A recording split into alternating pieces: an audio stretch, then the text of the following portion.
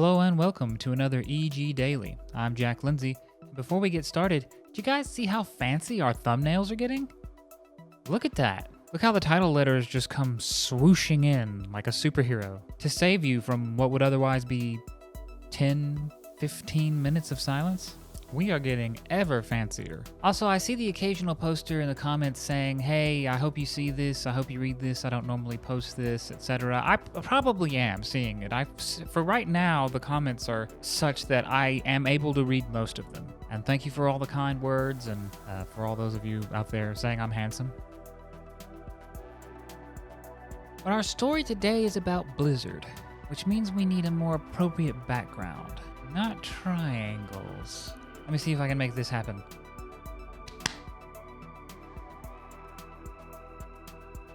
Actually, I'll have no idea if that worked in real time. That's going to be up to Future Jack.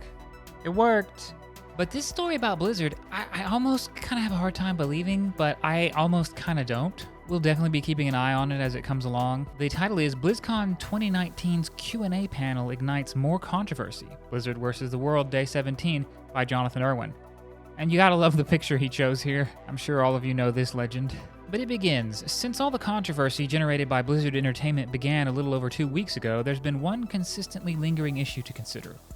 What is BlizzCon 2019 gonna be like? Even when Blizzard Entertainment was at the top of their game, it's a big event with several moving parts going simultaneously. Back in BlizzCon 2008, their big fiasco with ticket sales, or even last year's Diablo Immortal backlash, doesn't seem as bad as what they're potentially facing right now. A reign of chaos. See what you did there. Also, that's an affiliate link. Play this game. This game is my childhood right here. Yeah, let me give some context before I even get into this article as to why I chose it to be today's daily. Oh, did I call it daily in the beginning, or did I say welcome to another EG recap? You got it right this time. Anyway, this game was my childhood. Blizzard I used to look at them like they were the champions of the world. These guys made games that shaped my life. This was one of them. I don't know how many of you out there have played this or some of the older titles, but they used to have pretty legit storytelling. Treason. Have you lost your mind, Arthas? Have I? A lot of it stays with me. A lot of it, what are you doing, my son?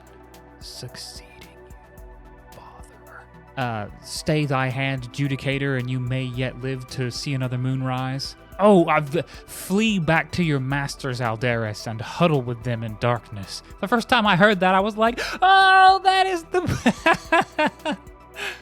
The point being, these guys made some awesome games. These guys made me want to make games. They made me want to write stories for games, specifically. And World of Warcraft, back in its classic days, old school, man, I could probably write a whole book just of my crazy-ass adventures in that. So Blizzard's games, and consequently, in a way, Blizzard themselves, they're like a window for me to a world I can never go back to a time that's past. I used to be up at like 3 a.m. with friends that are gone, with family that are gone, just screaming with laughter, going to war with each other over these games. So it's that context that I approach this with that makes this so just sad. Let's keep reading. Blizzard's best interest is to try to keep things going business as usual. They're trying to keep everything that's been plaguing them out of sight and out of mind so that the 2-day event can be marked down as a success in the wake of recent events. A quick recap guide before we go further, for those who haven't been keeping up on just why so many people are upset with Blizzard. Now, for those of you listening along, every single one of these is a hyperlink to another article by Jonathan Irwin that covers everything that's been going on. We've got Hearthstone player Blitzchung punished for pro-Hong Kong sentiment, mass protests, boycotts, intercompany turmoil, and a former WoW dev speaks out. More broadcasters quit. Blizzard and Blitzchung both speak. Community outrage dampened briefly. Blizzard cancels New York City Overwatch event. Collegiate team that supported Blitzchung punished days later. World of Warcraft 15th anniversary gathering in Taiwan postponed. Blizzard claims chat bans aren't deliberately targeting comments on Hong Kong. There's also a potential link about Diablo 4 and an advertisement for a German art book. That's not really controversy, but all this is recent. All this is very recent. It's weird in a way to see these. They were so beloved by me too. I'm not even sure what to think about it now, other than it's just sad. That's the timeline of major events as they happened so far. If you haven't read them yet, you can check them out at those links. In the present, though, with BlizzCon 2019 on the horizon and a number of protesters already planning to be in and around the event, it's not something Blizzard can ignore. That's not going to stop them from trying, however, given a new way to submit questions for the World of Warcraft Q&A panel that was revealed recently. That link takes us to a Reddit post that says, "Question submission for WoW Q&A panel. Have a question about BlizzCon's World of Warcraft announcements? Head to the Arch in Darkmoon Fair to submit your question. Nearby you'll see a gnomish mailbox, then just fill out a card and drop it in. We will answer as many as we can." Now, there's a chance, as you're going to see as we read along here, that maybe that doesn't mean what it sounds like. I'm really hoping it doesn't mean what it sounds like. The wording of the Q&A submission seems in stark contrast to how things have been handled in the past, although former community manager Yathisons had a different view on the subject. He says, "This is how the Warcraft Q&A has been done for years, so this isn't anything new. WoW hasn't had an open Q&A in years. It's curated for time and content mainly. Otherwise, it'd be an unorganized mess that was all over the place. Also, for your information, Red Shirt Guy questions are considered every year he submits one. He's a cherished staple of the Q&A. Unfortunately, his questions can't make it every year. I can't remember the recent reasons and questions he couldn't ask, but it wasn't anything bad. Source, I helped with it every year I was there." Now, I'm almost willing to give the benefit of the doubt and say maybe this is just really how they always did it. But I highly doubt they consider Red Shirt Guy to be a cherished part of the Q&A community. Being a former employee of Blizzard, it's important to note that there's no incentive for whatever his name is to be defending a former employer. Keep that in mind. Well, yes and no. I mean, he's a community manager, so if he's applying for community manager positions in the future and they see him bad-mouthing a previous employer, it seems to follow that they might be less likely to hire him. So I think, sure, there could be motivation. That doesn't mean what he's saying is not 100% the truth. But keeping that in mind, it appears that this community manager isn't seeing this the same way everyone else is. While the Q&A segments have been curated before, it's never been to this extent. There have indeed been live Q&As as evidenced last year. We all saw it firsthand during Diablo Immortal with the crowd backlash question. In the past, these Q&A events have had questions pre-screened by audience moderators. You can see them shuffling about during presentations trying to pick out people for the Q&A. That's right, which is very different from what Blizzard is suggesting now. Yes, let's take a look at this. And let's get the volume down because for some reason it's way louder in the video I make than what I hear on my screen. Lord Fluffy, face of Diablo. I was curious. I was curious. I see a lot of mechanics that we've kind of been begging for in Diablo 3 in this. Is there any plans to make this playable on PC, or is this strictly mobile forever? So you see that guy in the blue with the walkie-talkie and the thing? I think he's one of the moderators who walks around, and they gather people from the audience, and they say something to the effect of, what do you want to ask? And if they approve, they bring you up. Are there any? The current plan is to be on mobile, both Android and iOS. We don't have any plans at the moment to do PC. Do you guys not have phones? Yeah, you guys all have phones, right? God, man. And that grin. Thank you. Here he is. Hey, So you see that moderator signaling to him with that hand gesture, go ahead. So apparently he got up there by telling them he was going to ask a different question than the one he ended up asking. Let me see if I can find that. No, I cannot. For some reason, Red Shirt Guy only turns up that kid with Asperger's, the one who was like a super lore buff, and they made him into a Wildhammer dwarf in the game. Seems really strange to me that would be way higher on people's searches than this guy. Whatever the case, he told the moderators, and you can see another one here in the background here, I want to ask about something innocuous, something mundane, and they're like, okay, come up, and this is what he said. just was wondering, is this an out-of-season April Fool's joke? No, it's a fully fledged Diablo. I can't even hear it past that. I remember watching this stuff as it happened last year and just being in shock and laughing and being sad and laughing at the same time. Oh, that reminds me. Future Jack, you gotta tell him about the whole Diablo Immortal China thing, about the trains, the transit. I got you past Jack. Jonathan says, this is the first year I've ever heard of a mailbox system being in place for the live event at BlizzCon. And the wording is crucial here. They want you to drop that question in a mailbox and they will answer as many as they can. With how many questions will undoubtedly be in there, there's no way to screen them all in a reasonable amount of time. It's not a moderator picking out someone in a crowd, it's going through written questions. Until this is clarified, it indeed looks like they intend to keep the microphone out of the hands of the audience, fearing the event being derailed. If the speculation is wrong, Blizzard needs to prove that themselves and not rely on the good nature of a former employee to stand up for them. What do you think about this recent development? A surprise move on Blizzard's part? Nothing surprising at all? Could it be possible it's just a poorly worded statement? Let us know what you think down below. Yeah, could be. Whatever it is, the timing makes it look real bad.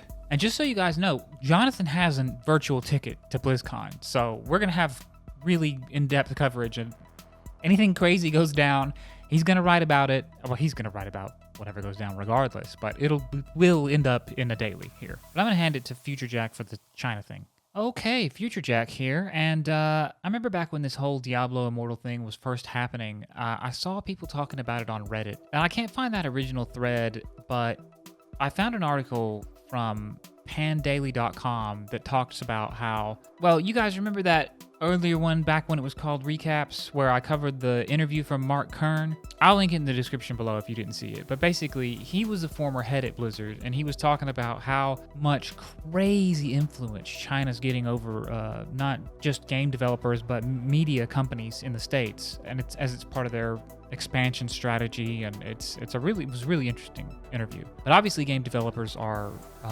factoring China in a lot of their decisions when, whether it's making, well, they have separate clients almost, where they don't show blood or no exposed skeletons, and all these really it has some of the strictest regulations. But this is also, China's also largely responsible for how huge mobile gaming is becoming, because it's the biggest form of gaming there, and it's such an enormous market that if you can just even get just a little slice of that pie, you're living large. And listen to this. Smartphones, especially the ones produced in China, are way cheaper than an average PC. And that's because there are no, whatever copyright laws there are there, they copy everything. So they make their own versions of everything cheaper than whoever. Manufacturing, especially in cities like Shenzhen, is just dirt cheap.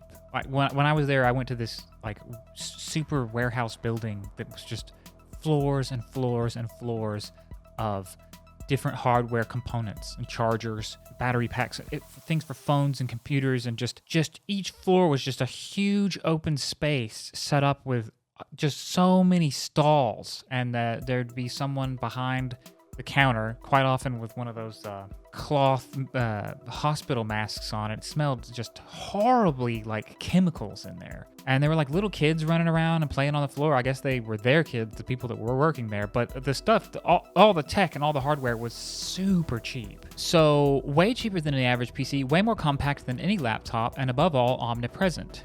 They became the common playground for the droves of thrill-hungry Chinese teens and white-collar workers, and laid the foundation for a buoyant new industry. Currently, China is the world's top mobile game market. As of February 2018, the country had 1.28 billion mobile internet users, with roughly 1.03 million, or 71.6% of those connected to 4G. Over half of those people play games on their smartphone, driving the industry's annual revenue up to 20 to 30 billion. In 2018 by different estimates. You see why people might want to make China-friendly mobile games? But this is what was interesting to me. Reasons behind this dynamic are manifold. From the ban on consoles in the beginning of the 2000s to the current lifestyle of the majority of China's population. According to some studies, the average Beijinger spends nearly 2 hours every day commuting. This is also the case in other big cities like Shanghai, and even worse in some smaller cities like Jinan, the capital of the Shandong province, where a vast network of underground springs preclude the construction of a subway, making its roads the most congested in China and forcing commuters to spend up to 6 hours a day switching buses. Now, what does this have to do with mobile games? Soaring property prices are pushing millions of workers outside city limits into the suburbs and smaller commuter towns. Beijing is one of the world's most expensive renting destinations, with an average price 1.2 times higher than an average salary. For many, there is little choice outside taking a long subway ride to work, and mobile games are an easy way to kill the time, especially when they are free. You see, isn't that fascinating? The flow of workers because of the infrastructure of cities in China is shaping the gaming industry. It's shaping what kind of games, especially mobile games, people want to make. And you better believe Diablo Immortal was trying to cash in on some of that. It's no coincidence they partnered with NetEase. From what I heard, it flopped, but that was the intention, undoubtedly. So it's just, this Q&A thing, it comes in a time where China is such a crazy huge player in this market, in global markets, when it comes to media, when it comes to video games right now. You do some digging, you do some looking around, and you can start to see its influence not just in the stock that it holds in companies, but the kind of decisions that companies are making. Like if you're a restaurant owner and 20% of the people in your town would refuse to enter restaurants if there was bread in them, you probably wouldn't be serving bread. But that analogy becomes really abstract when it's global, because they're not in your town. And it's a completely different set of reasons and rules. It's so weird. Apparently my microphone is in reverse in the future. But man, I really do long for those older days sometimes. That window I can't get back through that Blizzard represents for me. I don't know if China was driving mass media and game-related decisions back then.